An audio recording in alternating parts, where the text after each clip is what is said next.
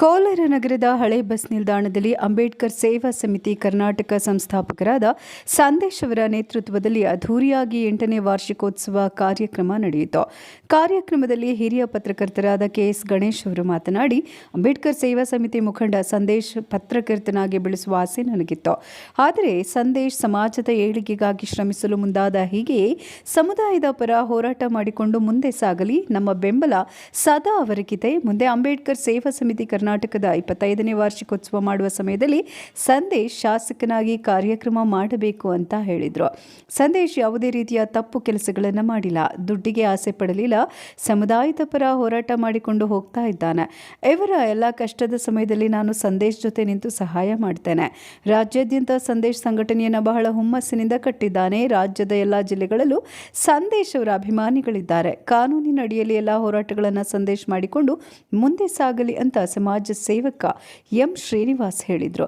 ರಾಜ್ಯದ ಹಲವಾರು ಜಿಲ್ಲೆಗಳಿಂದ ಜನರು ಬಂದು ವಾರ್ಷಿಕೋತ್ಸವ ಕಾರ್ಯಕ್ರಮವನ್ನು ಯಶಸ್ವಿ ಮಾಡಿದ್ದಾರೆ. ಸಮುದಾಯದ ಸೇವೆಯನ್ನು ನಾನು ಪ್ರತಿನಿತ್ಯವೂ ಮಾಡ್ತೇನೆ. ನನಗೆ ಜಿಲ್ಲಾಧ್ಯಕ್ಷ ಮಾಡಿದ ಸಂದೇಶ್ ಅವರಿಗೆ ಧನ್ಯವಾದಗಳನ್ನು ಸಲ್ಲಿಸುತ್ತೇನೆ ಅಂತ ಕೋಲಾರ ಜಿಲ್ಲಾಧ್ಯಕ್ಷ ಕಾಂತರಾಜು ಹೇಳಿದರು. ಅಂಬೇಡ್ಕರ್ ಸೇವಾ ಸಮಿತಿಯ 8ನೇ ವಾರ್ಷಿಕೋತ್ಸವದ ಕಾರ್ಯಕ್ರಮಕ್ಕೆ ರಾಜ್ಯದ ಹಲವಾರು ಜಿಲ್ಲೆಗಳಿಂದ ಮುಖಂಡರು ಬಂದು ಸಂದೇಶ್ ಅವರಿಗೆ ಸನ್ಮಾನಿಸಿ ಅಭಿನಂದನೆ ಸಲ್ಲಿಸಿದರು. ಇನ್ನು ಅಂಬೇಡ್ಕರ್ ಸೇವಾ ಸಮಿತಿ ಕರ್ನಾಟಕ ಸಂಸ್ಥಾಪಕರಾದ ಸಂದೇಶ್ ಮಾತನಾಡಿ, ನಾನು ಇದುವರೆಗೂ ಸುಮಾರು 175 ಅಂತರ್ಜಾತಿ ವಿವಾಹಗಳನ್ನು ಮಾಡಿದ್ದೇನೆ. 5,000 ಎಕರೆ ದಲಿತರ ಜಮೀನುಗಳನ್ನು ರಕ್ಷಣೆ ಮಾಡಿದ್ದೇನೆ. ಯಶಸ್ವಿಯಾಗಿ ಸುಮಾರು 400 ಹೋರಾಟಗಳನ್ನು ಮಾಡಿದ್ದೇನೆ. 100 ಮನೆಗಳನ್ನು ಕಟ್ಟಲು ಸಹಾಯ ಹಾಗೂ ಸುಮಾರು ವಿದ್ಯಾರ್ಥಿಗಳಿಗೆ ವಿದ್ಯಾಭ್ಯಾಸಕ್ಕೆ ನೆರವು ನೀಡಿದ್ದೇನೆ ಅಂತ ಹೇಳಿದರು. ನನಗೆ ನನ್ನ ಕಷ್ಟದ ಸಮಯದಲ್ಲಿ ಸಮಾಜ ಸೇವಕರಾದ ಎಂ ಶ್ರೀನಿವಾಸ್ ಅವರು ಬಹಳ ಸಹಾಯ ಮಾಡಿದ್ದು ನಾನು ಬದುಕಿರುವವರೆಗೂ ಅವರ ಋಣ ತೀರಿಸ್ತೇನೆ. ಮುಂದೆ ಕೋಲಾರದ ಶಾಸಕರಾಗಿ ಎ ಶ್ರೀನಿವಾಸ್ ಆಯ್ಕೆಯಾಗ್ತಾರೆ ಅಂತ ಹೇಳಿದರು. ಕಾರ್ಯಕ್ರಮದ ಕೊನೆ ಕ್ಷಣದಲ್ಲಿ ಮಾಲೂರು ಶಾಸಕ ನಂಜೇಗೌಡ ಆಗಮಿಸಿ ಅಂಬೇಡ್ಕರ್ ಸೇವಾ ಸಮಿತಿ ಸಂಸ್ಥಾಪಕರು ಸಂದೇಶ್ ಹಾಗೂ ಜಿಲ್ಲಾಧ್ಯಕ್ಷರಾದ ಕಾಂತರಾಜು ಅವರಿಗೆ ಅಭಿನಂದನೆಗಳನ್ನು ತಿಳಿಸಿ, ನೀವು ಒಳ್ಳೆಯ ಕೆಲಸ ಮಾಡಿಕೊಂಡು ಹೋಗಿ, ನನ್ನ ಸಹಕಾರ ಸದಾ ನಿಮಗೆ ಇರುತ್ತೆ ಅಂತ ತಿಳಿಸಿದರು. ಈ ಸಂದರ್ಭದಲ್ಲಿ ಕೆಪಿ ಶ್ರೀನಿವಾಸ್, ಡಾಕ್ಟರ್ ಕಿರಣ್ ಸೋಮಣ್ಣ, ಸೋಮಶೇಖರ್, ಮಾರ್ಜೇನಹಳ್ಳಿ ಬಾಬು, ಸರ್ಜಾಪುರ ಶ್ರೀನಿವಾಸ್, ಹರೀಶ್, ಮಾಜಿ ಜಿಲ್ಲಾ ಪಂಚಾಯತ್ ಸದಸ್ಯರಾದ ವೆಂಕಟೇಶ್, ಮುರಳೀಗೌಡ, ಅಂಬೇಡ್ಕರ್ ಸೇವಾ ಸಮಿತಿಯ ಮುಖಂಡರು, ಕಾರ್ಯಕರ್ತರು ಉಪಸ್ಥಿತರಿದ್ದರು. ವಾರ್ಷಿಕೋತ್ಸವ ಕಾರ್ಯಕ್ರಮಕ್ಕೆ 1 ಲಕ್ಷ ರೂಪಾಯಿ ದುಡ್ಡು ಕೊಟ್ಟಿದ್ರು ನಮ್ಮ ಶ್ರೀನಿವಾಸ ಅವರು. ಮೊದಲನೇ ವಾರ್ಷಿಕೋತ್ಸವ ಕಾರ್ಯಕ್ರಮಕ್ಕೆ ನೀನು ಇದೇ ಅಲ್ಲಪ್ಪ, ನೀನು ಯಾವುದೇ ಮಾಡು, ನಾನು ನಿನ್ನ ಜೊತೆ ಇರ್ತೀನಿ ಅಂತ ಹೇಳ್ಬಿಟ್ಟು ಅವತ್ತಿಂದ ಇವತ್ತಿನ ತನಕ ನಮ್ಮನ್ನು ಕಾಪಾಡ್ಕೊಂಡು ಬರ್ತಾ ಇರೋಂಥವ್ರು ನಮ್ಮ ಎ ಶ್ರೀನಿವಾಸಣ್ಣವರು. ಅವರಿಗೆ ನಾನು ಸದಾ ಚಿರಋಣಿಯಾಗಿರ್ತೀನಿ. ಅವ್ರ ವಿಚಾರದಲ್ಲಿ ನಾನು ಒಂದೇ ಮಾತಾಡೋದಕ್ಕೆ ಇಷ್ಟಪಡ್ತೀನಿ. ಅಣ್ಣ, 2017 ಇದ್ದಂಗೆ ಇವಾಗ 2025 ನಿಮ್ಮ ಶಿಷ್ಯ ಸಂದೇಶ್ ಇಲ್ಲಣ್ಣ. ತುಂಬಾ ಚೆನ್ನಾಗಿದ್ದೀನಿ ಅಣ್ಣ. ಇವಾಗ ನೀವು ದಯವಿಟ್ಟು ಮುಂದೆ ನಡೆಯುವಂತ ಚುನಾವಣೆಯಲ್ಲಿ ನಾಮಿನೇಷನ್ ಹಾಕ್ಬಿಟ್ಟು ಬರೋಣ, ಉಳಿದಿದ್ದು ನಾವು ನೋಡ್ಕೊತೀವಿ. ನೀವು ಕೋಲಾರ ವಿಧಾನಸಭಾ ಕ್ಷೇತ್ರಕ್ಕೆ ನಾಮಿನೇಷನ್ ಹಾಕ್ಬಿಟ್ಟು ಬರೋಣ, ಉಳಿದಿದ್ದ ಚುನಾವಣೆ ನಾವು ನೋಡ್ಕೊಂತೀವಣ್ಣ. ಯಾಕಂದ್ರೆ ಅಷ್ಟು ಸಹಾಯ ಮಾಡಿದ್ದಾರೆ. ಯಾವುದೇ ಕಾರಣಕ್ಕೂ ಸುಮಾರು ನಮ್ಗೆ ಒಂದಷ್ಟು ಏನ್ ಮಾಡಿದ್ರು ನಾವು ಸೀನಣ್ಣವ್ರನ್ನ ಯಾವುದೇ ಕಾರಣಕ್ಕೂ ಬಿಟ್ಕೊಡಲ್ಲ. ಆಮೇಲೆ ನಮ್ಮ ಮೇಲೆ ಸಾವಿರಾರು ಹೇಳಿದ್ರು ಸೀನಣ್ಣವರು ನಮ್ಮನ್ನ ಯಾವತ್ತೂ ಬಿಟ್ಕೊಟ್ಟಿಲ್ಲ. ಸಾಯಂತ ಸಂದರ್ಭಗಳಲ್ಲಿ ನಮ್ಗೆ ಸಹಾಯ ಮಾಡಿದ್ದಾರೆ. ಅವರಿಗೆ ನನ್ನ ಜೀವನ ಇರುವಂತ ಇಷ್ಟು ದಿನ ಜೀವನ ಪರ್ಯಂತ ನಾನು ಚಿರಋಣಿಯಾಗಿರ್ತೀನಿ. ಅದೇ ತರ ನಮ್ಮ ಗಣೇಶಣ್ಣವರು ಮೊದಲನೇ ಸಂಬಳ ನಮ್ಮ ಗಣೇಶಣ್ಣವರ ಕೊಟ್ಟಿರೋದು. ಮೊದಲನೇ ಸಂಬಳ ಕಂಪ್ಯೂಟರ್ ಟೈಪ್ ಮಾಡೋದು ಮತ್ತೆ ಪತ್ರಿಕೆ ವಿನ್ಯಾಸ ಮಾಡುವಂತ ಕೆಲಸ ಮಾಡಿಸುವಾಗ ಮೊದಲನೇ ನಾನು ಕೆಲಸ ಮಾಡ್ತಾ ಇದ್ದಿದ್ದು ನಮ್ಮ ಸದನ ಅವ್ರ ಪೇಪರ್ ಹಾಕೋದು, ಅದ ಕೈ ತುಂಬಾ ಸಂಬಳ ಕೊಟ್ಟಿರೋದು.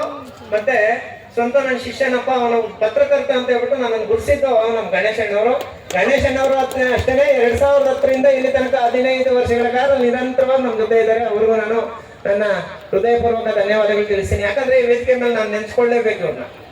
ನಾನು ಇಷ್ಟು ಮಾತ್ರ ನಿಂತ್ಕೊಂಡು ಇವಾಗ ಎಷ್ಟೋ ಜನಕ್ಕೆ ಸಹಾಯ ಮಾಡ್ತಾ ಇದ್ದೀನಿ ಅಂದ್ರೆ ನನ್ನ ಜೊತೆ ಇದ್ದು ನನಗೆ ಸಹಾಯ ಮಾಡಿರೋಂಥ ವ್ಯಕ್ತಿಗಳು.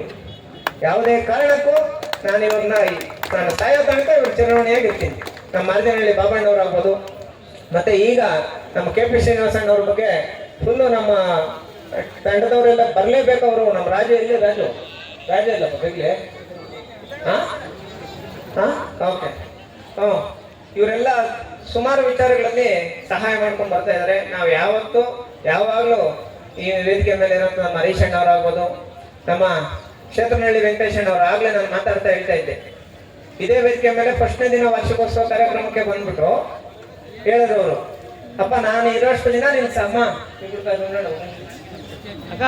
ನಾನು ಇರೋಷ್ಟು ದಿನ ನಿಮ್ಗೆ ಸದಾ ಚಿರಋಣಿಯಾಗಿರ್ತೀನಿ. ನಾನು ಯಾವುದೇ ಕಷ್ಟ ಬರ್ಲಿ ಒಂದೇ ಒಂದು ಫೋನ್ ಮಾಡಿ ಸಂದೇಶ ಅಂತ ಹೇಳ್ಬಿಟ್ಟು ಅವತ್ತಿಂದ 2017 ಅದಕ್ಕೆ ಮೊದಲಿಂದಾನು ನಮ್ಮೂರ ಪಕ್ಕದಲ್ಲೇ, ನಮ್ಮ ಮಾಲೂರು ಬನಹಳ್ಳಿ ಪಕ್ಕದಲ್ಲೇ ಕ್ಷೇತ್ರನಹಳ್ಳಿ ವೆಂಕಟೇಶ್ ಅವರು ಕೂಡ ನಮಗೆ ಸುಮಾರು ವಿಚಾರಗಳಲ್ಲಿ ಇಡೀ ಜಿಲ್ಲೆಯಲ್ಲಿ ತುಂಬಾ ದೊಡ್ಡ ಹೆಸರು ಮಾಡ್ತೀಯ ಅಂತ ಹೇಳ್ಬಿಟ್ಟು ಹೇಳಿದ್ರು. ಆ ಒಂದು ಫಲಶ್ರುತಿ ನೀವು ಇಷ್ಟು ಜನ ಬಂದು ಇವತ್ತು ಸ್ಟೇಜ್ ಮೇಲೆ ಕುತ್ಕೊಂಡು ಇಲ್ಲಿ ಈ ಒಂದು ಕಾರ್ಯಕ್ರಮನ ಯಶಸ್ವಿ ಮಾಡಿರೋದು. Thank you so much.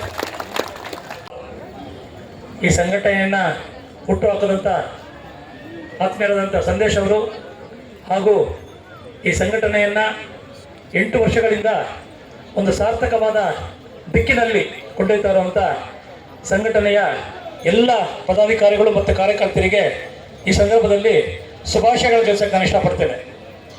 ವೇದಿಕೆ ಮೇಲೆ ಎಲ್ಲ ಆತ್ಮೀಯರಿದ್ದಾರೆ. 3 ಜನ ಶ್ರೀನಿವಾಸ್ ಇದ್ದಾರೆ, ಒಬ್ಬ ವೆಂಕಟೇಶ್ ಅವರು ಈಗಾಗಲೇ ಮಾತಾಡಿ ಹೋಗಿದ್ದಾರೆ, ಮುರಳಿಗೌಡರು ಇದ್ದಾರೆ, ಬಾಬು ಇದ್ದಾರೆ, ಸೋಮಣ್ಣ ಇದ್ದಾರೆ, ಆಮೇಲೆ ಕಿರಣ್ ಅವರು ಇದ್ದಾರೆ, ಒಬ್ಬ ವಕೀಲ ಮಿತ್ರರಿದ್ದಾರೆ, ಅನಿಲ್ ಇದ್ದಾರೆ, ಆಮೇಲೆ ಶಿವಮ್ಮ ಅವರು ಇದ್ದಾರೆ, ಇನ್ನು ಸುಮಾರು ಜನ ಇದ್ದಾರೆ. ನಾನು ಕೂಡ ಸಂದೇಶ್ ಥರನೇ ಎಲ್ಲರ ಹೆಸರು ಹೇಳಕ್ಕೆ ಹೋಗಲ್ಲ. ಅಂಬೇಡ್ಕರ್ ಸೇವಾ ಸಮಿತಿ ಮತ್ತು ಸಂದೇಶ್ ಅವರ ಜೊತೆಗೆ ಹೆಜ್ಜೆ ಆಗ್ತಾ ಇರುವಂಥ ಎಲ್ಲ ಬಂಧುಗಳಿಗೆ ನಾನು ಒಂದೇ ಮಾತಿನಲ್ಲಿ ಧನ್ಯವಾದಗಳನ್ನ ಸಲ್ಲಿಸ್ತಾ, ಸಂದೇಶ್ ಅವರು ಪ್ರತಿ ಕಾರ್ಯಕ್ರಮದಲ್ಲಿ ಹೇಳ್ತಾರೆ ನಾನು ಸಂಬಳ ಕೊಟ್ಟೆ ಅಂತ. ಆ ಸಂಬಳ ಈಗ ಹೊಸದಾಗಿ ಯಾರು ಇಲ್ಲ. ಸಂದೇಶದೇ ಕರ್ನಾಟಕದಲ್ಲಿ ನಡೀತಾ ಇರೋದು. ಸಂದೇಶನೇ ಜಾಸ್ತಿ ಹೋರಾಟಗಳು ಮಾಡ್ತಾ ಇರೋದಂತ ಸುಮಾರು ಜನ ನನಗೆ ಬೆಂಗಳೂರಲ್ಲಿ ಆ ಕಡೆ ಈ ಕಡೆ ಎಲ್ಲ ಬಂದು ಹೇಳ್ತಾ ಇರ್ತಾರೆ. ಸೊ ನಾನು ಗೊತ್ತಿದ್ದರೆ ಕೇಳಿಸ್ಕೊಂಡೇ ಇರ್ತೀನಿ. ಅವನು ಯಾರೋ ನಮ್ಮ ಹುಡುಗ, ಯಾರೋ ನಮ್ಮ ಪಕ್ಕದ ಏರಿಯಾದಲ್ಲಿ ಒಂದು ಬೆಂಗಳೂರಲ್ಲಿ ಒಬ್ಬ ಹುಡುಗ ಇದ್ದಾನೆ. ಅಣ್ಣ ನಿನ್ಗೆ ಸಂದೇಶ್ ಗೊತ್ತಾ ಅಂದ. ಯಾಕಪ್ಪ ಅಂದೆ. ನಾನು ಫೇಸ್ಬುಕ್ ಅಲ್ಲಿ ನೋಡಿದೆ ಅಂದ. ನಾನು ಅವ್ರ ಫ್ಯಾನ್ ಅಣ್ಣ, ನಿನ್ಗೆ ಗೊತ್ತಿಲ್ಲ ಈಗ ಸಂದೇಶದೇ ನಡೆಯೋದಣ್ಣ ಕರ್ನಾಟಕದಲ್ಲಿ, ಯಾರ್ದು ನಡೆಯಲ್ಲ ಅಂತ ಚಿಕ್ಕ ಹುಡುಗರೆಲ್ಲ ಮಾತಾಡಕ್ ಶುರು ಮಾಡಿದ್ದಾರೆ. ಅವ್ರು ಯಾರು ಇಲ್ಲಿ ಬರಕ್ಕಾಗಲ್ಲ. ಸಂದೇಶ್ ಕೇಳಿದೆ, ನೀನು ದೊಡ್ಡ ಕಾರ್ಯಕ್ರಮ ಮಾಡಬೇಡಪ್ಪ, ಚಿಕ್ಕದಾಗಿ ಮುಗಿಸು. ನೀನು ದೊಡ್ಡ ಕಾರ್ಯಕ್ರಮ ಮಾಡ್ಬೇಕಾದ್ರೆ ಕರ್ನಾಟಕದಿಂದ ಬರ್ತಾರೆ, ಬೆಂಗಳೂರಲ್ಲಿ ಮಾಡು. ಬೆಂಗಳೂರಲ್ಲಿ ಬರೋಕೆ ಎಲ್ಲರಿಗೂ ಹತ್ರ ಆಗುತ್ತೆ. ಎಲ್ಲ ಕರ್ನಾಟಕದಾದ್ಯಂತ ಎಲ್ಲ ಜಿಲ್ಲೆಯಿಂದ ಬರ್ತಾರೆ. ಅವಾಗ ನಿನ್ಗೆ ಅನುಕೂಲ ಆಗತ್ತೆ. ಬೇರೆ ಕೋಲಾರ ಅಂದ್ರೆ ಮಾತ್ರ ಸ್ವಲ್ಪ ಜನ ಸೇರಕ್ಕಾಗತ್ತೆ. ಇನ್ನು ಮುಂದೆ ಮಾಡ್ಬೇಕಾದ್ರೆ ದೊಡ್ಡದಾಗಿ ಏನಾನ ಮಾಡ್ಬೇಕಾದ್ರೆ ಬೆಂಗಳೂರಲ್ಲಿ ಮಾಡು, ಕರ್ನಾಟಕ ರಾಜ್ಯದಂತ ಹೆಸರು ಬರುತ್ತೆ ಅಂತ ಹೇಳಿದೆ. ಸುಮಾರು ಜನ ನನಗೆ ಅಣ್ಣ ನಿನಗೆ ಸಂದೇಶ್ ಫ್ರೆಂಡ. ಹೌದಪ್ಪ. ಈಗ ಅವನು ನನ್ನ ಹತ್ರ ಬಂದಾಗ 20 ವರ್ಷ ಅವನಿಗೆ ಸಂದೇಶನ್ಗೆ, ನನ್ನ ಭೇಟಿ ಮಾಡಿದಾಗ 20 ವರ್ಷ ಅವನು ಚಿಕ್ಕ ಹುಡುಗ. ಅದೇ ದೇಹ ಮಾತ್ರ ಬೆಳೆದ್ಬಿಟ್ಟಿತ್ತು. ಸೊ ಬಟ್ ಒಳ್ಳೆ ಹುಡುಗ.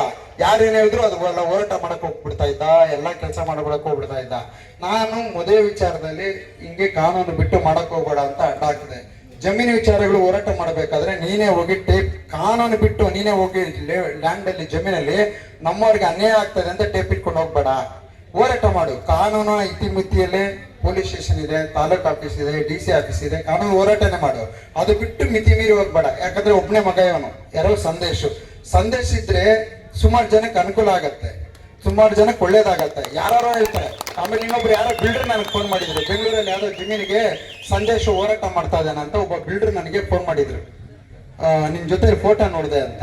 ಅವ್ರಿಗೇನಾದ್ರೂ ಕಾಸು ಕೊಟ್ಬಿಡೋಣ, 50 ಲಕ್ಷ ಕೊಡೋಣ ಅಂತ ಒಬ್ಬ ನನಗೆ ಫೋನ್ ಮಾಡಿದ್ದ, ದೊಡ್ಡ ಬಿಲ್ಡರ್. 50 ಲಕ್ಷ ಕೊಡೋಣ, ಸಂದೇಶ ಹೆಂಗನ ಕರ್ಸಿ ಮಾತಾಡುವ ಅಂತ ಹೇಳಿದ್ರು.